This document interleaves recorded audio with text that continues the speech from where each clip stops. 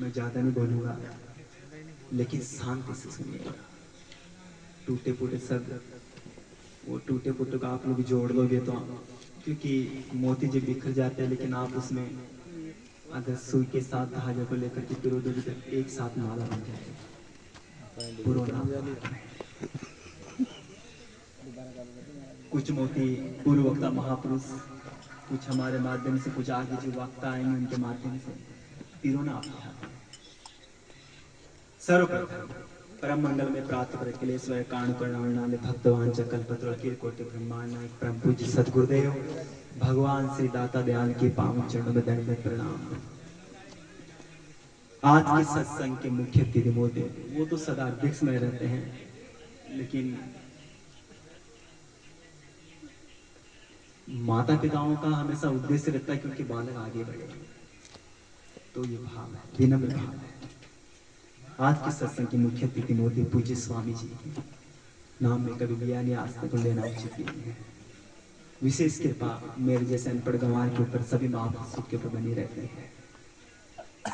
अपने अपने आसन पे विराजमान सर्व महापुरुष भक्तिमती माता शक्ति प्यारी जिज्ञासु भाई बहन, आप सभी के श्री चरणों में मेरा दंडवत प्रणाम। बोलो राम।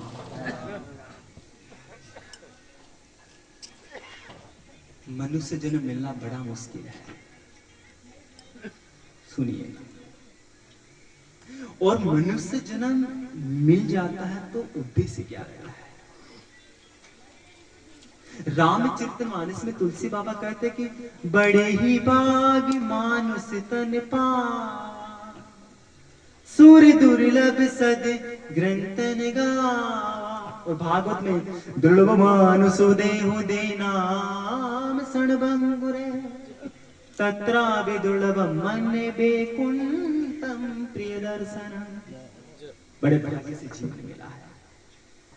मनुष्य 1 मिनट में 15 श्वास लेता है, 1 घंटे में 900 श्वास लेता है, 24 घंटे में 21,400 श्वास लेता है, और 1,440 मिनट में ये मनुष्य ऐसे चले जाएगा। भगवान श्री कृष्ण कहते हैं अर्जुन, जीवन मिलना बड़ा मुश्किल है। 83,99,999 के बाद में ये जीवन मिलता है जो, और ये जीवन में ही उस आनंद की प्राप्ति की जाती है, मतलब सत्य का संग किया जाता है, जिसके लिए सब लालायित रहते हैं। भगवान श्री कृष्ण कहते दूसरे अध्याय में अर्जुन, इस शरीर के अंदर विराजमान जो शरीर है उसकी प्राप्ति करनी है। बोले कि मैं इन सबको नहीं मार सकता। बोले क्यों? क्योंकि इसमें मेरे ताऊ है, मेरे नाना है, मेरे कजन है, मेरे भाई है, मेरे काका है, मेरे बाबा, मेरे गुरुदेव है, मैं कैसे मार सकता हूं? पहले तो ये बता कि मारना किसको है। बोले दिख तो रहे हैं, तो कहां भीष्म पितामह का? बोले सामने दिख तो रहे भीष्म पितामह कहां है? वो भीष्म पितामह नहीं, मतलब भीष्म पितामह का शरीर है, असली भीष्म पितामह कहां है? तब अपने सुदर्शन के माध्यम से शरीर को पृथक करके बताते कि उसके अंदर देख तुझे असली भीष्म नजर आएगा। बोल नहीं दिखाई दे रहा है। तब जब दिव्य चक्षु दिए तब पता चला कि हाँ एक ज्योति चलक रही है, वो ज्योति असली भीष्म है। ये तो शरीर आसमान है और ये तो जाने वाला है। वांसांसि जीर्णान्यथा विहाय नवानि गणाति नरोपराणि तथा शरीराणि विहाय जीर्णा नैन संयाति नवानि दे। गीता जी में दूसरे अध्याय का 22वां श्लोक। अर्जुन, जैसे मनुष्य पुराने वस्त्र को छोड़ करके नए वस्त्र पहनता है, उसी प्रकार जीवात्मा पुराने शरीर को छोड़ करके नए शरीर को प्राप्त होती। लेकिन नैनम छिदन्ति सहस्राणि नैनम दहति पावक न चैनम कलेदन्त्यापो न सोषिति मारुत। इस आत्मा को शस्त्र नहीं काट सकता, इसको आग नहीं जला सकती, इसको जल नहीं गला सकती, इसको वायु नहीं सुखा सकती।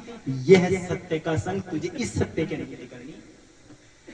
भगवान बुद्ध सिद्धांत बचपन से छोटी सी उम्र में वेद वेदांत सब प्राप्त कर लिए। सिद्धार्थ के पिता राजा सुद्धोधन, माता का नाम मायावती, पत्नी का नाम यशोधरा, बेटे का नाम राहुल।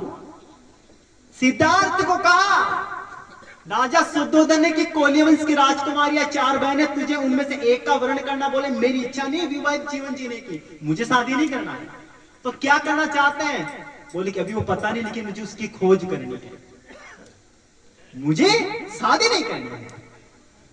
लेकिन पिताश्री की बात और मान ली, और कोली वंश की राजकुमारी यशोधरा के साथ शादी हुई। एक प्यारा बेटा राहुल हुआ। जब सिद्धार्थ को पता चला कि राहुल नाम बाधा, और मेरे मारे में कभी बाधा नहीं आ सकती, शाम को सो रहे थे और वैसा बस सबको छोड़ करके निकल पड़े उस आनंद की प्राप्ति के लिए। 6 महीने तक भूखे रहे उस आनंद के लिए, लेकिन मिला कुछ नहीं। सुजाता के हाथ जब खीर मिली, उस खीर को पिए, उनको पता कि उस आनंद की प्राप्ति के लिए इस यंत्र को सुरक्षित रखना जरूरी है। उस यंत्र को सुरक्षित रखने में उनको पाया, और उसके बाद उस पेड़ के नीचे संकल्प लेकर बैठ गए, जब तक तुझे अपनी उस सत्य की अनुभूति नहीं हो जाएगी तब तक तुझे यहां से उठना भी नहीं है। और ऐसा संकल्प लेकर के बैठे कि साहब यम नियम आसन प्राणायाम प्रत्याहार धारणा ध्यान और समाधि भी सविकल्प निर्विकल्प समाधि प्राप्त करके, साफ सविकल्प तो जब समाधि लगाता तो बाहर की सोच करके समाधि लगाई जाती है, लेकिन निर्विकल्प में तो मन भी सोचना बंद हो जाता है।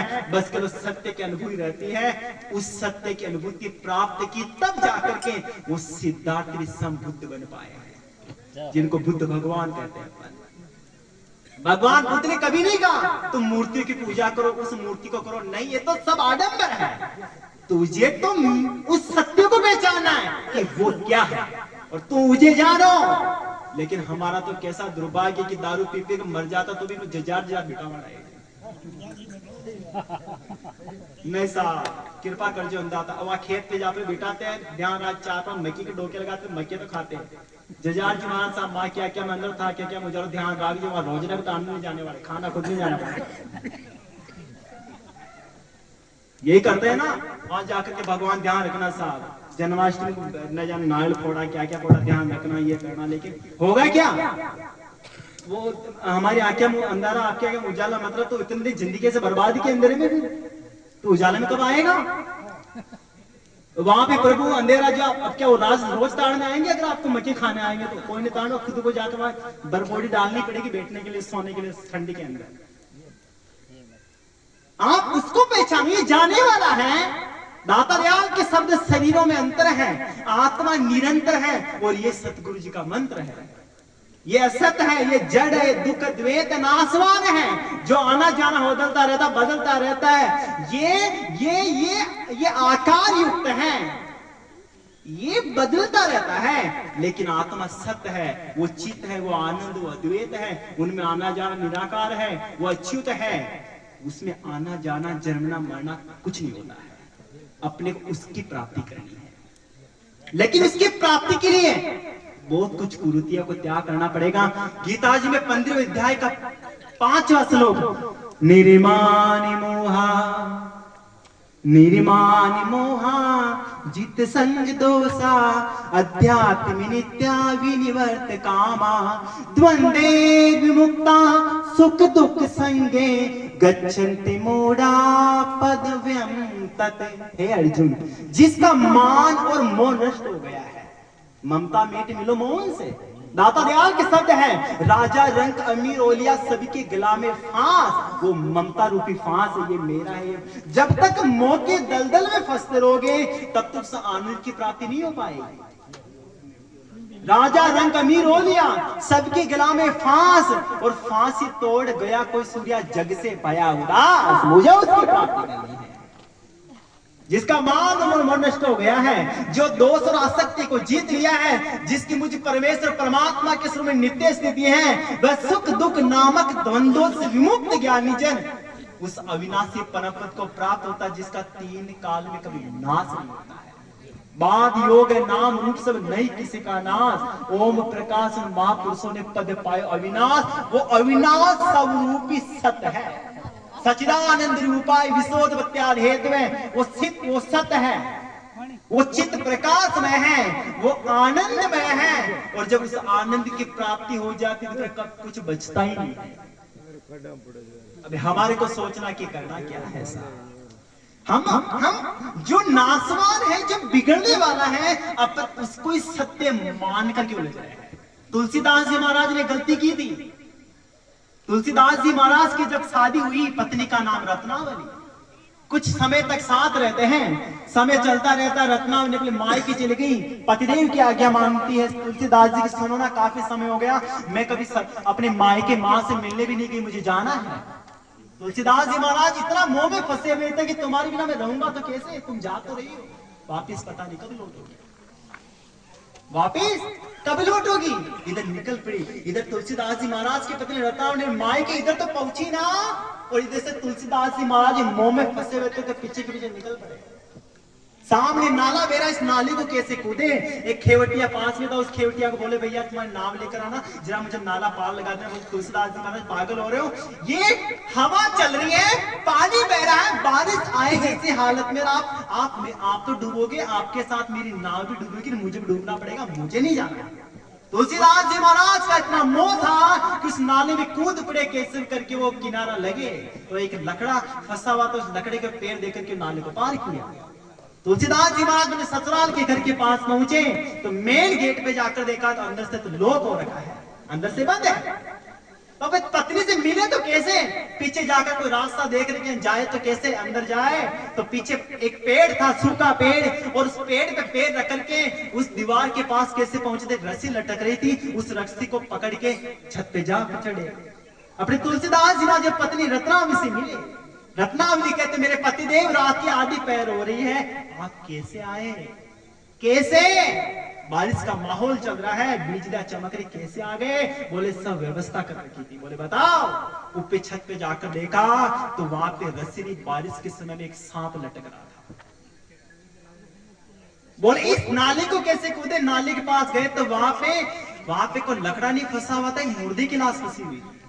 तुलसीदास जी महाराज की पत्नी को चोट लगती, मेरे पतिदेव आप इस शरीर एक नासवान जो मिट्टी का ढेर हो जाएगा, आप इसकी मोह में इतना उलझ गए, आपको ये भी नहीं पता चला कि ये लकड़ा या मुर्दे की लाश है या सांप एक रस्सी। इतना मोह, इतनी प्रीत उस सच्चे सच्चिदानंद स्वरूप से की होती है, तो अब तक आपको वो मिल जाता और उसकी प्राप्ति हो जाती। हमारा जीवन ऐसा है कि अपन जो बदलता रहता है उसके पीछे दौड़ते रहते हैं, ये मेरा है, ये मेरा है, मेरा, जबकि आपको पता चलेगा एक दिन तब पता चलेगा कि मेरा तो वास्तव में कुछ नहीं था, मैं तो ऐसे दौड़ रहा था। इसलिए उस नासवान से अगर आपको सत्य की ओर दौड़ना है तो महापुरुषों की संगत कीजिए, मौका फिर नहीं मिलेगा। उस सच्चिदानंद स्वरूप की प्राप्ति करना है तो सच्चे महापुरुषों की संगत करें।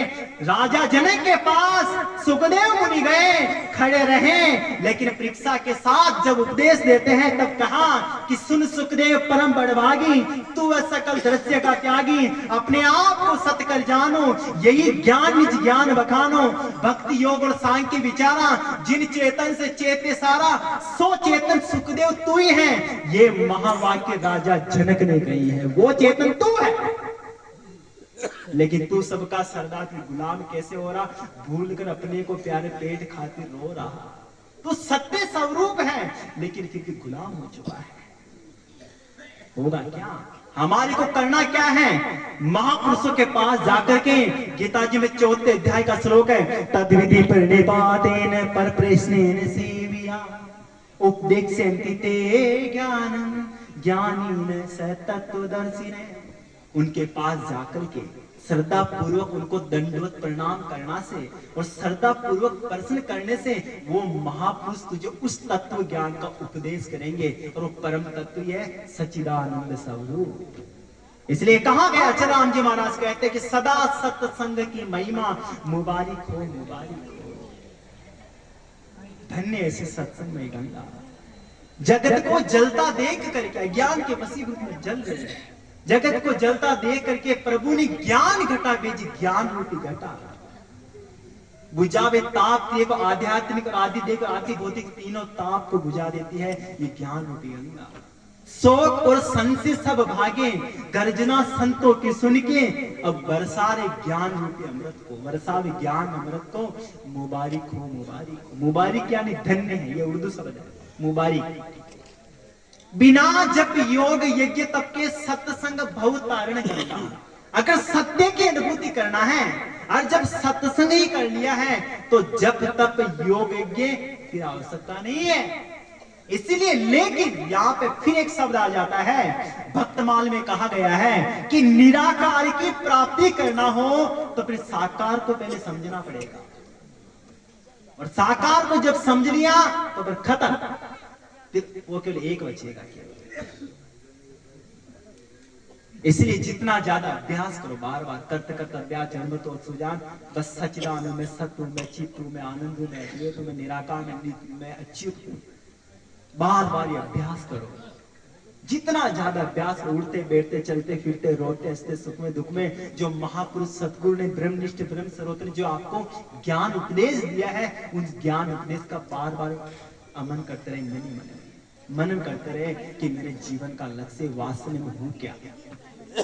कहा गया है बिना जप योग यज्ञ तप के ये सत्संग भव तारण गंगा, समागम संतों का ऐसा, मुबारक हो मुबारक, ऐसे महापुरुषों का समागम होता है जिससे पाप ताप सब खत्म हो जाते हैं। तात मिले पुनिमात मिले सुत भ्रात मिले यूते सुखदाई, राज मिले गजबाज मिले सब साज मिले वनवांचित पाई, लोक मिले सुरलोक मिले विदिलोक मिले वैकुंठा जाए, सुंदर और मिले सब ही सुख पर संत समागम। महापुरुषों का समागम बड़ा दुर्लभ होता है। बहु सिंधु पार होने को जहाज सत्संग है जग में, संसार की जगत की जहाज में बैठ गए तो अज्ञान में डूबोगे, लेकिन आपका विवेक जगा। आप क्योंकि पहली सिड्डी में ही तकलीफ है, अगर आप पहली सिड्डी को आप समझ लिया ना तो आसानी से पार कर लोगे। विवेक सत्य और असत्य की अनुभूति कर लेता, विवेक को समझ लेता है। और वैराग्य इस लोक से लेकर ब्रह्म लोक तक जितने भी भोग पदार्थ सबका त्याग कर दें, वो वैराग्य की अनुभूति कर लेता है। वैराग दो प्रकार का होता है, दोष दृष्टि और मिथ्या बुद्धि। मिथ्या बुद्धि बस उनको झूठी समझ करके त्याग दे सारे भोगों को, वो दोष दृष्टि में अवगुण समझ करके छोड़ दे। और मिथ्या बुद्धि वैराग फिर दो प्रकार का होता है, पर वैराग और अपर वैराग। पर वैराग जो तिनके के समान त्याग देता है, कहिए तात पर में वैरागी, सिद्धि समान सिद्धि दुर्गुण त्यागी। हेरा प्रभु, इसको तिनके के समान समझकर त्याग दो, पर वैराग है। और अपर वैराग काग भिष्ट के समान समझ करके भोगों का त्याग कर दे।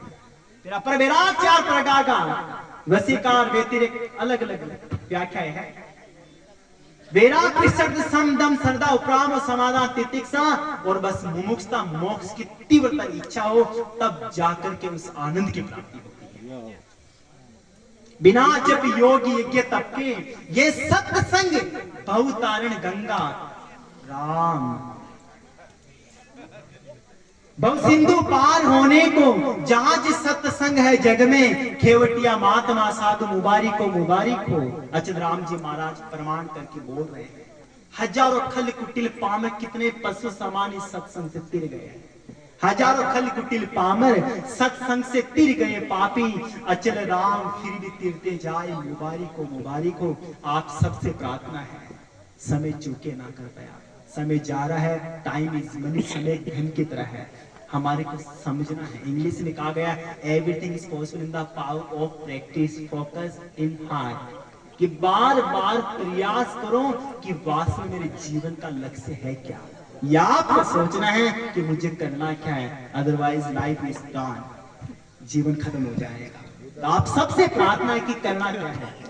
एक मिनट भी हमारा जीवन चल जाए तो ऐसा ही है। मुझे एक बात ज्यादा समझ ज्यादा नहीं बोलेगा, बोलो महाराज। आप एक शब्द बोलने जा रहा हूं, मुझे एक बात याद आ गई, आप सुनिएगा। रविदास जी महाराज, मीराबाई के सभी। रविदास जी महाराज का काम था जूते का काम था। तो एक कुंडी थी और कुंडी के अंदर खाल के छोटे मोटे खाल के टुकड़े उसमें डाल दिए थे ताकि मुलायम हो जाएंगे, ताकत देने में आसानी हो। उसी समय साहिब कबीर रास्ते से गुजर रहे थे, साहिब कबीर को प्यास लगी। साहिब कबीर रविदास जी महाराज के पास जाकर कहते कि प्यास लगी, जरा कुछ पिला दीजिए। रविदास जी ने क्या किया कि उस कुंडी में से धोबा भर करके लो पीछे महाराज से, तो खाल का पानी कैसे पी ले। तो करानी हुई तो सामने से बोक मार लिया, नीचे चौड़ा कर दिया, तो सारा पानी या कोने में आकर के जम गया। लंबी बाएं वाला अचला पहनते थे साहिब कबीर। साहिब कबीर की बेटी का नाम कमाली और बेटे का नाम कमाल, उनकी पत्नी का नाम लोई। साहिब कबीर अपनी बेटी के पास जाकर कहती, बेटी जरा मेरा अचला चोला खराब हो गया, जरा इसको धो देना। कमाल ने इसको बहुत धोया लेकिन उतरा नहीं। तो कमाल ने क्या किया, उसको दांत से चगला कि ताकि साफ हो जाएगा। तो क्या हुआ, साफ हुआ ना हुआ, लेकिन वो कस थी ना, वो खाल की वो कस, वो पानी वो उसके गले में उतर गया, उसके कंठे में उतर कर पेट में चला गया, और जैसे अंदर गया तो उसकी ज्ञान रूपी चक्षु खुल गया। उसको भविष्य की आगे की सूझने लग गई कि आगे क्या होने वाला है। समय चलता रहता है। कमाल अपने ससुराल चली गई मुल्तान। इधर जगतगुरु भगवान जगतगुरु रामानंद आचार्य का पदार्थ हुआ। बेटे कबीर कैसे, गुरुदेव आपकी कृपा से आनंद। कमाली अपने ससुराल, तो अपने एक काम करते कबीर, अपन चलते कमाली के पास मुल्तान, तो कमाल के हाल चाल पूछ लेंगे, काफी दिनों का मिलना नहीं हुआ, और हमारा भोजन भी वही होगा। इधर से गुरुदेव के साथ साहिब कबीर का पदार्पण होता मुल्तान की ओर, और आगे जाकर देखा तो दो बाजोट के ऊपर गर्मा गर्म भोजन की दो थाली तैयार परोसी हुई है। भोजन पूरा होता है, लेकिन कबीर साहब के मन में एक बात चल रही कि कमाली को पता कैसे चला कि हम आने वाले हैं, हमने कोई खबर भी नहीं भेजी। भोजन पूरा होने के बाद में कमाली के पास जाकर के पूछते कि बेटे एक बात बता, हमने कोई समाचार नहीं भेजा कि हम आज तुम्हारे से मिलने आने वाले, फिर तूने व्यवस्था सारी कैसे कर दी, कैसे किया सारी व्यवस्था? बोले पिताश्री आपको पता होगा कि जब मैं घर पे थी तो आपका अचला खराब हो गया था, आपने कहा था इसको धो देना। मैंने इसको बहुत धोया लेकिन उतरा नहीं, तो मैंने दांत से चगलाना तो कस मेरे अंदर उतरने की वजह से मेरी दिव्य दृष्टि ज्ञान रूपी चक्षु खुल गया, और मुझे आगे की सूझने लग गई कि आगे क्या होने वाला है। इसलिए मुझे पता चल गया कि आपका पदार्पण हो रहा है, आपके आने से पहले मैंने भोजन की सारी व्यवस्था कर। आज साहिब कबीर मन में सोचते कि मैंने क्या कर डाला, काश उस दिन अगर वो पिला रहे थे मैं पी लेता। तो आज वापिस गए, आज उदास है। बोले प्रभु कुछ पिला दीजिए। आज रविदास जी महाराज कुंडी में से नहीं, मटके में से गिलास भर के पिला तो पीजिए। कभी बोले नहीं मुझे उसमें से पीना है। बोले वो समय तो चला गया, पिलाया तब तो पिया नहीं, तब मन में अभिमान किया। अभी पीने से क्या होता है, वो तो बेत पानी मुल्तान गया। हमारा समय भी ऐसा है। आज का समय हमारे जीवन का सदुपयोग लेकर के अपने जीवन को समझने का विषय है। अगर आज का समय हमने गमा दिया तो न जाने ऐसा समय लाइफ में फिर कब आएगा। या आपको सोचना है कि जीवन मिला किस लिए। यही गलती भरत ने कर दी थी। ऋषभ देव जी महाराज के 100 पुत्र में नेवासी चले गए, भरत ऋषभ देव जी चले गए। भरत ने कहा कि मैं भी बुढ़ापा आ गया, मेरे पिताश्री सब चले गए। वो भी नेपाल के अंदर गंडकी नदी के नाले में खड़े होकर इतना और भगवान के भजन करते हैं। लेकिन एक हिरणी जो गर्भवती नाले में पानी पीने आई, जंगल में एक सिंह की धार सुन करके वो हिरणी उस नाले को कूदी, उसका गर्भ नाले में वही गिर गया और वो एक गुफा में जाकर के मर गई। और उस गर्भ को बचाने के चक्कर में भरत जी की समाधि टूटती है, उसका मुंह बच्चे में फंस जाता है। बच्चा कहीं भी जाता है तो बार बार भरत जी बच्चे को दौड़ करके वापस संभाल करके अपने पास लाते हैं। धीरे धीरे भजन करने के लिए आए थे, भजन से मन हटता गया, उनका मुंह फंसता गया और मरते से हिरणी की बच्चे की याद रह गई। उसको अंतिम समय हिरणी का बच्चा बनना पड़ा। लेकिन पूर्व जन्म के पुण्य मजबूत रहने की वजह से अपने झुंड को छोड़ करके महापुरुषों की संगत करते हैं। वही हिरणी का बच्चा वापिस अगले जन्म में एक ब्राह्मण के जो 2 पत्नियां थी, उसके छोटी वाली पत्नी से पुत्र पैदा हुआ। वहां पे उसका नाम भरत रखा गया। और ब्राह्मणों में तो विशेष होता है कि भैया गीता जी का गायत्री मंत्र याद करके तुम्हारा काम है पढ़ाना है, बस दुनिया में जाना है। उन्होंने कहा कि मैं पिछली बार गलती कर दी, अब नहीं करने वाला। लेकिन ऐसा काम नहीं करते। धीरे धीरे पिताजी भी चल बसे। सौतेली माँ कहती बिल्कुल जड़ हो गया ये भगवान, ये कुछ काम भी नहीं करता। नाम प्रकार जड़ भरत घर से निकल गया। रावगढ़ को उपदेश दिया, न जाने क्या क्या किया। रावगढ़ उपदेश दे, उनको पता है कि तू जिसको बोल रहा है, जिसको उपदेश दे रहा वो तो शरीर है, वास्तव में न तो चलता हूं न फिरता हूं ना आता हूं ना जाता हूं, मैं तो सच्चिदानंद स्वरूप हूं। जब ये उपदेश दिया तब जाकर के पता चलता है कि साफ उस आनंद कुछ और ही होता है। इसलिए आप सभी से प्रार्थना है, वो और हम एक ही हैं, वो हमारे से अलग नहीं है। चेहरे से नकाब हटाया, नजरों से नजर मिली है, जब इकट्ठा हुआ नजारा अविद्या भी शर्मा गई है। और ध्यान दें, अगर जो सूरज है तो किरण भी भिन्न नहीं, सूरज से किरण कभी अलग नहीं होती है। अगर जो तू सूरज है तो किरण भी भिन्न नहीं है। स्वयं प्रकाश सारी रवि से मिली जुली है। तू ऐसो मैं हूं, मैं हूं सो तू है, तेरे में मेरे में तो अंतर जरा भी नहीं है।